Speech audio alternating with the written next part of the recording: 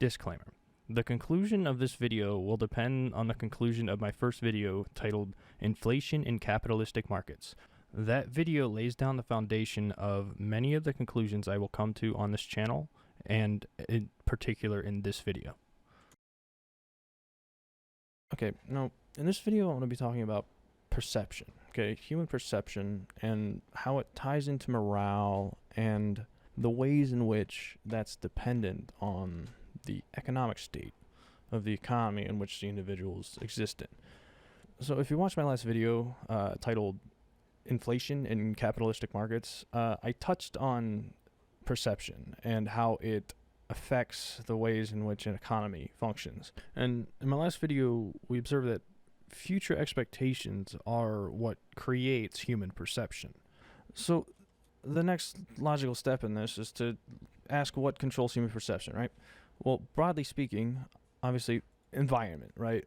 A human's environment is going to create their perception of reality, right? From the moment they're born, everything that goes into their head, all the inputs are going in combination with the state of the individual is going to create their view of reality.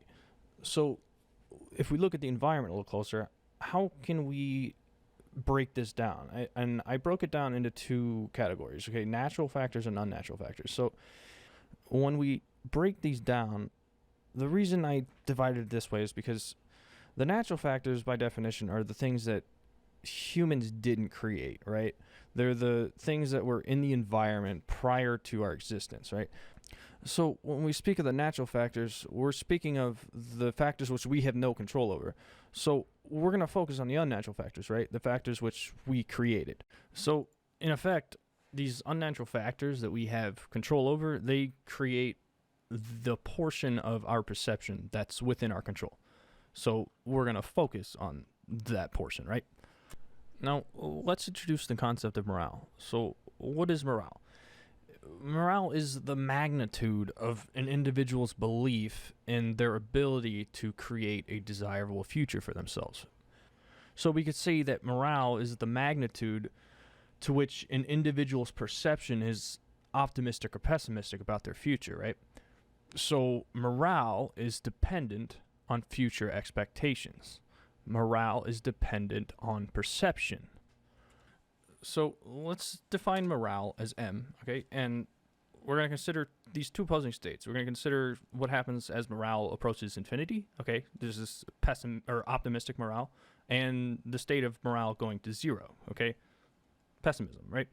What is somebody with high morale going to do, right? Well, they're going to exhibit behaviors conducive to longevity, okay? They're going to be healthy individuals, okay, right? They're going to live in safe environments.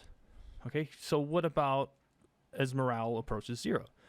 Well, the opposite, right? They're going to exhibit behaviors that are not conducive to longevity, okay? Reckless behaviors. People are not going to be healthy. And in all likelihood, they're going to live in dangerous, crime-ridden environments. These people are characterized by diseases of disparity. And what is disparity? Well, disparity is a state of low morale, right? So if morale is decreasing, then disparity is increasing. So let's define D as the magnitude of disparity, and we can say that as morale approaches zero, disparity approaches infinity, right? Now remember, this state of decreasing morale is characterized by increasing reckless behavior, increasing crime and violence, okay, increasingly poor health, and in effect, increasing disease of disparity, right? Things like obesity, depression, anxiety, drug addiction, that kind of stuff. But let's consider what we mean when we say reckless behavior, okay? We have to compare it to something, right? It has to be reckless relative to something else. So in order to acknowledge reckless behavior, you have to have a predefined scope of behavior that you don't consider reckless. Right? This scope of collectively accepted behavior is morality, right? I mean, what is morality? Morality is the magnitude of conformity to the rules of right behavior. So by definition, increasing reckless behavior of an individual is the decay of collective morality. Why? Because that individual holds 1/7 billionth of the definition of collective morality. So in effect, we can say that morality is a positive function of morale. Now, we'll take that definition of morality and we'll equate it to m, little m, and up here we can further conclude that as morale approaches zero, the magnitude of disparity will approach infinity and morality will approach zero. So to conclude this point, we can say that if reckless behavior is increasing, okay, right, the crime, the diseases of disparity, if those are increasing, then we know that morale is decreasing. So why do we bring this up? Well, let's think about the solutions an economy might come up with for this reckless behavior. But first, let's just talk about solutions. So what's a solution? It's a way to fix a problem, right? Every problem has a cause, so finding a solution is the process by which we reverse or diminish the cause of the problem. So we can say that the process of finding a good solution is observing a chain of events that led up to a problem and reversing or nullifying those events which we have control over to most effectively diminish the problem. So there's two types of solutions to a problem, okay? We can reverse the event that was the catalyst of the problem, okay? This is called a proactive solution. Or we can nullify the effects of the event in real time with real-time solutions, right? This is called a reactive solution. So let's talk about reactive solutions. Now, ideally, we're only using these as short-term solutions to unpredictable problems. And I'll explain why. So here's an example. Say you decide you're going to start going on walks in the morning, all right? This bike trail you're walking on is headed east, all right? You're walking into the sun, right? You didn't foresee this problem, so your reactive solution is going to be, close your eyes. You're gonna look away from the sun. You don't want to go blind, right? But when you go on a walk the day after, you're going to bring sunglasses. You're going to bring a hat or something, right? You're going to come up with a proactive solution to the problem. And this solution is just better, right? We want to reverse the effects of the problem before it occurs rather than nullify the effects of the problem in real time, right? Because real-time solutions, they're messy, especially when you start considering the long term. So let's think about the solutions our economy comes up with to deal with the reckless behavior. So consider violent crime. What's the reactive solution to violent crime? Well, there's two potential solutions, right? Either escalation or de-escalation. Okay, violence or de-escalation. Now, if someone's actively being assaulted, we can kind of justify using violence in this situation to stop an innocent person from being injured, right? But what about the proactive solutions? Because we're consciously thinking humans, like we can do better than that, right? Well, what do? We build prisons, right, to store the criminals, okay? We write stimulus bills in an attempt to reduce the wealth inequality and therefore the social strife that's causing the violence. Now, let's look at obesity. What are our reactive solutions to obesity? Well, diet and exercise, obviously. And the proactive solutions could honestly be considered diet and exercise as well, just to maintain the health before it becomes a problem. But what else do we do? Well, we treat obesity, right? We come up with these weight loss surgeries, these weight loss drugs. What is the purpose of them, right? They basically decrease a person's appetite so that they stop overeating. But what about depression, right? We will tell people to call suicide hotlines, right? That's the reactive solution. But we can do better than that, right? We make medications, antidepressant medications, again, therapy, often mandated therapy. So how about drug addictions? Reactive solutions to drug addictions include like detox, right? Detox clinic. Proactive solutions, again, medication, rehab. But again, you can't forget, the reckless behaviors are increasing. They're still increasing. So what that means is that our solutions are not effective, okay? They're not good solutions. Well, what's in common with all of these solutions, particularly the proactive solutions? Well, they're all free market solutions to the problem, right? They're profit-driven solutions. I mean, even diet and exercise, there's just so much bad information out there. All these fad diets and these influencer workouts that have no basis in science. The fact of the matter is that the cause of these reckless behaviors, that is the decreasing morale, is not being solved. Why?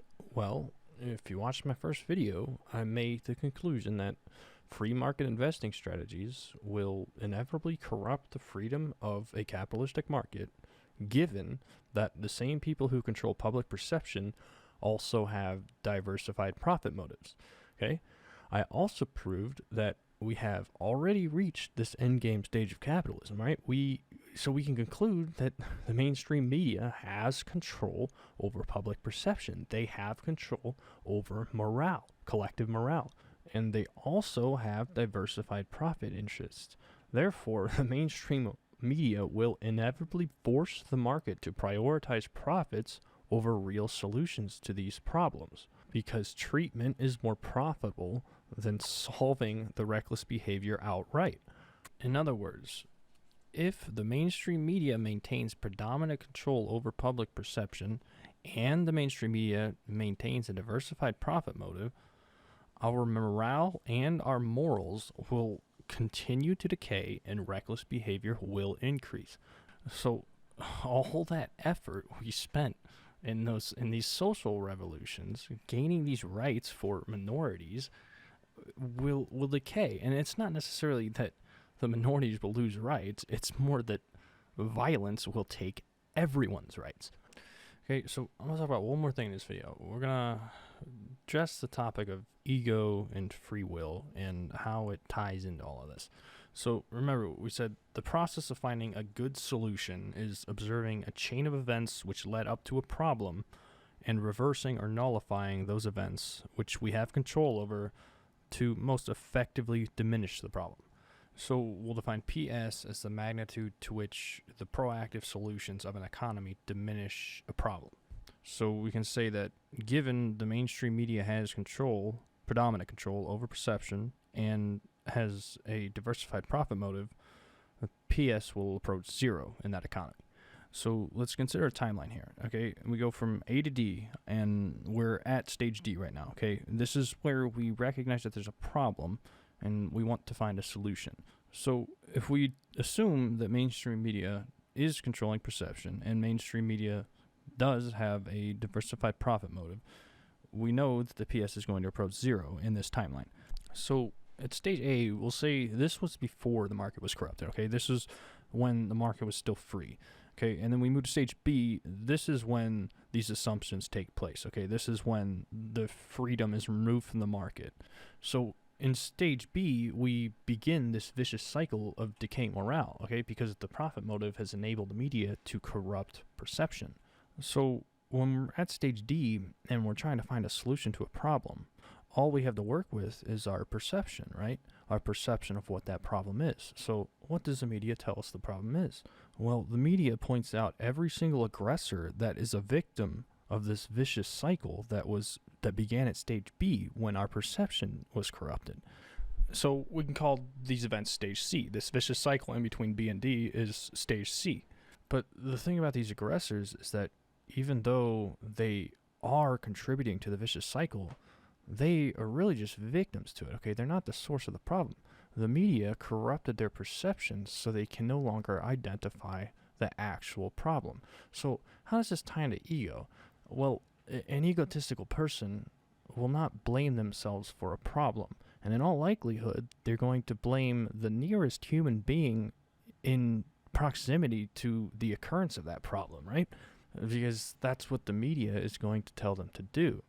So you could say at this point, this individual's perception is so corrupted that they're not even conscious of what's going on. They have no clue what the real catalyst of their problem is because they're too distracted pointing the finger at whoever the media tells them to point the finger at. And this is the nature of all the divides, the political divides, the social divides that the media harps on, right? They've effectively turned us into a bunch of thoughtless dogs fighting over scraps, unable to realize that the whole thing is being orchestrated. We have no ability to look into the past to be conscious of the events which led up to the problem. So, in effect, we don't have free will, okay? The extent to which we remain oblivious to these original catalysts of our problems is the extent to which we surrender our free will for egoism. And on the contrary, the extent to which you surrender your ego is the extent to which you can exercise free will, and in turn break the media's hold on your perception. We need to become more conscious of how our actions affect ourselves through others, okay? If we aren't conscious of this, we are just dogs bound by the profit motive of the media. So if you made it this far, I appreciate your time. Leave a comment if you have any thoughts. Otherwise, share.